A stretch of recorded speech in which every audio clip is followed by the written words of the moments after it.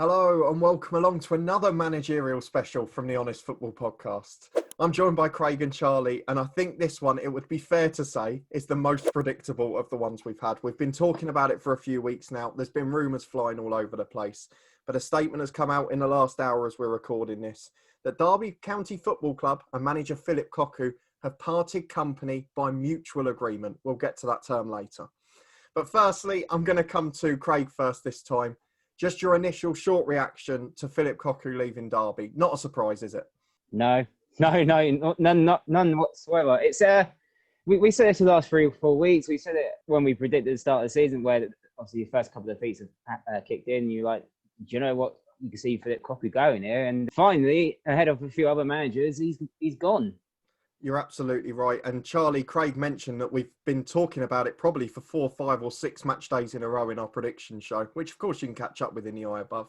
Yeah, and I think it's coming. My biggest surprise is that they've decided to do it at, 5:15 on a Saturday evening. Like, they didn't take into account podcasts like us who like to react to this kind of stuff. But no, on a serious note, it's a very bizarre time to release that. I think what I mean is it looked so obvious he was going to go. I don't really know why they waited another week.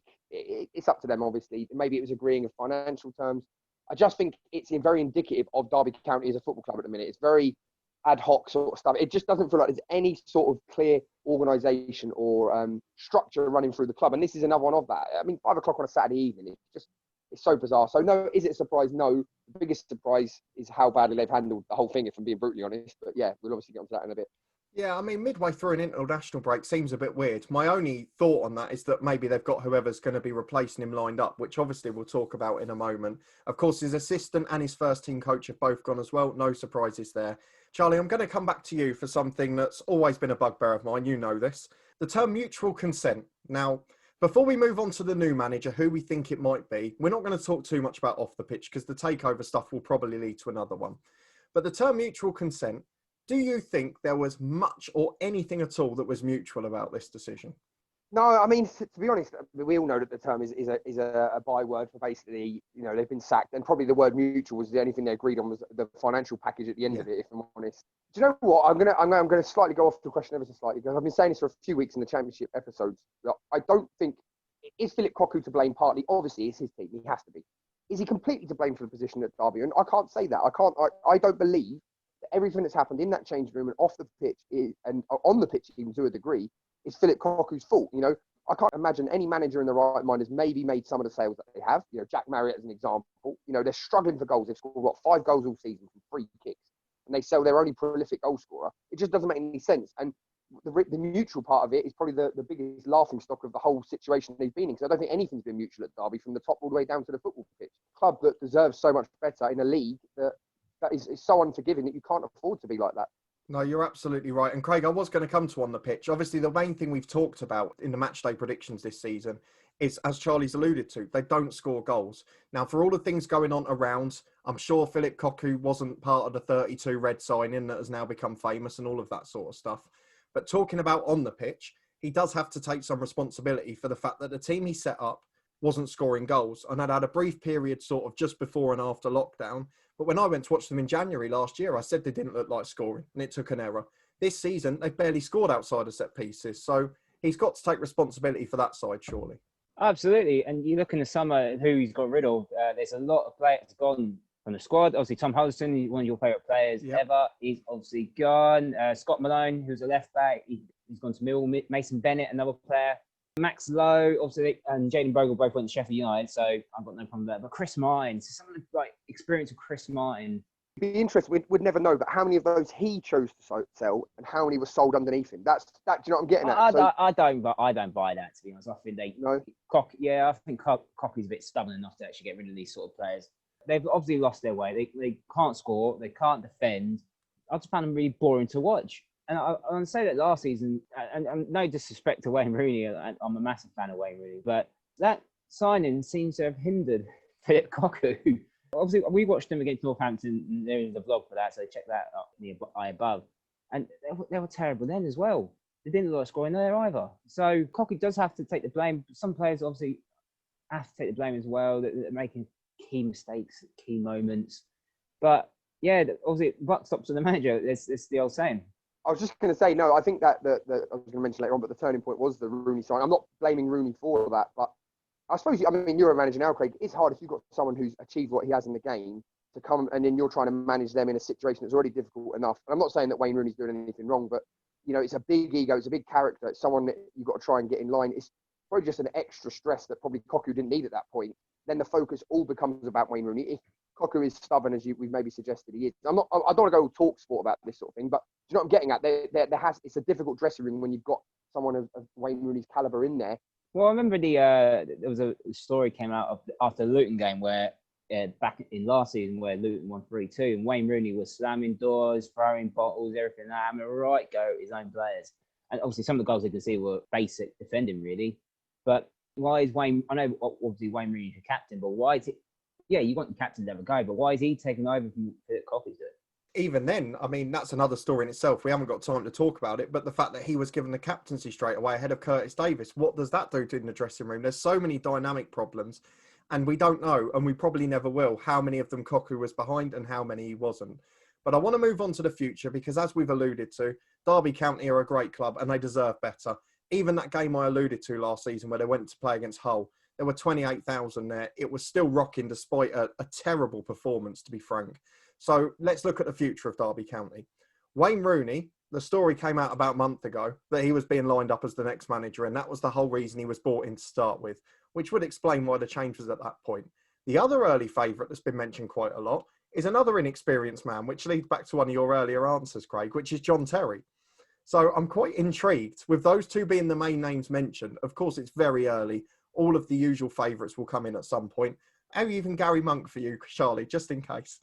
But what do you think, Craig? Who is going to be, in your opinion, the next man at Derby County, and who do you think it should be? Same question as Sheffield Wednesday. I think it will probably be Wayne Rooney. It would not surprise me if it was Wayne Rooney. It all makes sense. I don't see John Terry. I really don't see John Terry taking over. Why would he leave a Premier League side who obviously survived from last season and now doing pretty well? Yeah. Okay, he might want to be his own man and take over his own job, but I can't see him doing that. You're going to get the same usual names that are obviously going to be in the hat. Phil Neville will probably be in the hat. Sol Campbell will probably be in the hat. Sam Allardyce will probably be in the hat. Don't know, to be honest. I don't know who should be the new Derby manager because it literally could be anyone right now. Let's move to Charlie for the same question. Who do you think will be the next Derby manager, and who will be the next Derby manager in your opinion? Who do you think they'll choose, and who would you like them to choose?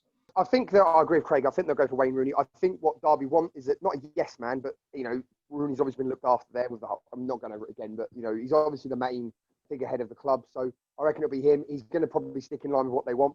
If I'm John Terry, as an example, I'm looking at that and thinking, what's going on upstairs. I'm not going to tarnish my reputation so early on in my career because from the outside, it just seems like there's so much other stuff going on that you're going to need a strong manager, which is where I come to who I think it should be.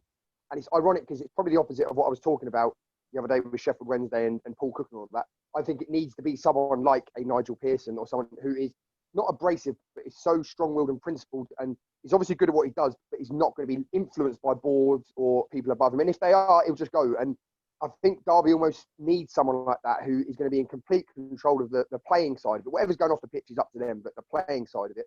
He's a good manager, Nigel Pearson, whether you like his style of football or not. And I reckon he would probably get them up and out of the relegation zone on that. But will Derby go for someone like that? Probably not, because of the reason that I think it should be him, ironically. The thing is, Charlie, Derby have given new managers a go. Frank Lampard was at Derby. But the difference is, obviously, to bring someone new like Frank Lampard, he had a pre-season. We're 10, 11 games in now. And, yeah, they need to get up the table. It's a survival job now, isn't it? Survival job now. And for someone like a team like Derby, for a survival job in the Championship, it's very worrying. And it's unlike them because they've always been up there. The last 5, 6, 7 years, they've been close in contention for the playoffs, or in the playoffs, or in the final. A new manager, you're going to want, get your career off to a good start. At best, you're maybe going to finish mid-table with Derby in a raucous sort of dressing room and circus upstairs. I just don't see what good can come of it as a new up-and-coming manager taking the Derby job personally. But yeah, I agree with what you're saying. I'm going to move it on. I will be fair and give you my opinion. I think it's clear. It looks like it's all lined up for Wayne Rooney to take it, in my opinion. I don't think it would be a good decision for John Terry to go there. But could Frank Lampard tempt him? They're close off the pitch, aren't they? We'll wait and see on that. But the final question, boys, we could go on for hours, but let's keep it brief. The final question, and I'll start with you, Craig. None of us had Derby in our relegation picture in our pre-season predictions. None of us had them in our top 6 predictions because of the way Cocu was playing, because of the problems going on off the pitch, which continue to haunt them. So, Craig, do you think the same? Will they be in a relegation battle? Will they be in the top 6?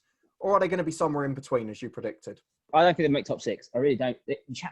We all know the Championship's too tight to make these sort of predictions. We do it so we can look stupid. Exactly, and you watch us and we appreciate that. No, I don't think they'll make the top 6. I think they'll be down there, but I don't think they'll be in a relegation battle. I think they'll just be boring and be 15th or something like that. I don't see anything special in this Derby side at all. And obviously, they have to wait to January now to make signings. Do they recall Jack Marriott? Does the new manager recall him back? I don't know. But that's not my decision to make. If it was, I probably would say yes. Yeah, I don't think they'll be in a relegation battle, but I think they'll be just about 15th and nothing special. Fair enough. I mean, I have to say, I think most Derby fans after the start to the season will probably take that. They'll happily take that. They'll happily take that right now. I think they need to get the off-the-pitch stuff sorted. They'd probably take a period of stability. And this season, it is just about getting the slate clean and getting a side that's ready to be supported and pushed on for next season. But Charlie, do you think they're going to have relegation trouble in the meantime? What's your thoughts for the rest of the season? Yeah, for me, it completely hinges on who they're getting next. And as by the sounds of it, I think we all probably agree that it's probably going to be Wayne Rooney. And I'm not doing this for controversy. I'm not doing this for clickbait or anything like that. But I think if he's in charge, I think sadly, if they're not in the relegation zone, they'll be just above it. The reason I say that is we've done, this is not a plug, but we've done interviews with a few player managers. And generally, it doesn't end well because you've got enough pressure as a player. Wayne Rooney's got so much spotlight and limelight on him as it is. Then doing that as a manager, trying to balance both sides, it definitely, if every player manager I spoke to, it affects their performance. And you can even say, even at grassroots level, loads of us have ever done that sort of thing.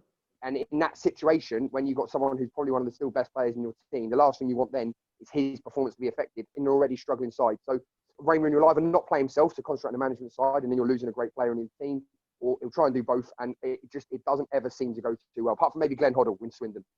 He had John Gorman behind him. He had an experienced coach. So maybe Wayne Rooney brings in someone to help him out. That might change it slightly. But if it's just going to be him in charge, I genuinely think they're in very, very, very serious trouble of relegation, unfortunately.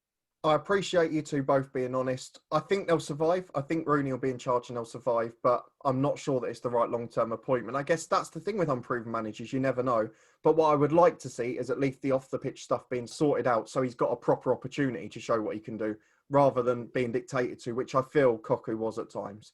But thank you two lads for joining me at such short notice to react to this. If you are a Derby fan, let us know what you think of Cocu going. Let us know what you think of the stuff behind the scenes. Who do you put to blame for the large part? Because it seems to be quite mixed early on social media. If you did enjoy this one, put a thumbs up on the video, subscribe down below and turn the notifications on. We've got regular content and our championship predictions will be back ready for next weekend's fixtures following the international break. You can check us out on Twitter at HonestFootball3 and we'll see you next time. Thanks for watching.